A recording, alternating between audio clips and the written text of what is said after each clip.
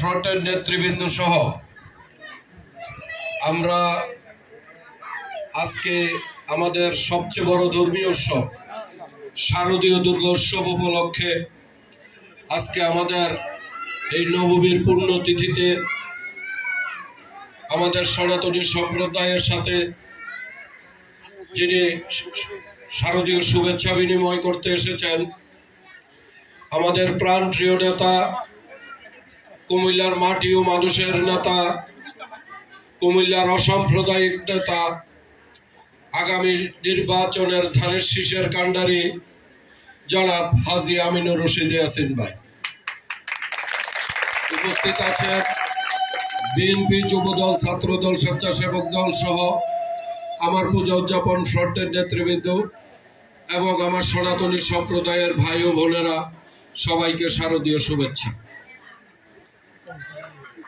আমি শুধু একটা কথা বলেই প্রধান অতিথিকে দিচ্ছি, আমরা কুমিল্লার পূজা উদযাপন ফ্রন্ট পাশাপাশি কুমিল্লার ম্যাক্সিমাম সনাতনী সংগঠন এবং আমরা ম্যাক্সিমাম সনাতনী সম্প্রদায়ের মানুষ হাজী আমিনুর রশিদ ইয়াসিন ভাইকে সমর্থন করেছি এবং আমরা ওনার সাথে একাত্মতা পোষণ করেছি।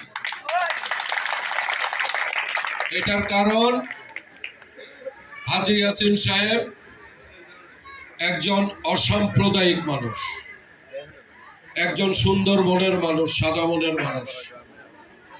উনি একজন সৎ ব্যবসায়ী। উনি আপনাদের ভাড়া ভাড়ারই সন্তান।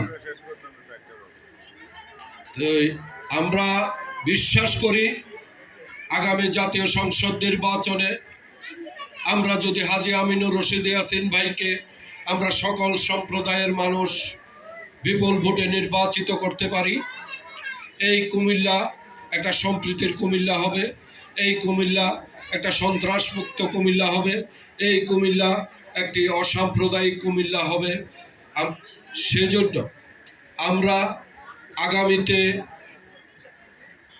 আমরা সকল সম্প্রদায়ের মানুষ ওনাকে বিপুল ভোটে নির্বাচিত করে আবারও প্রমাণ করব আমরা সনাতনী সম্প্রদায় কোনো দলের কাছে আমরা বিক্রি হই নাই।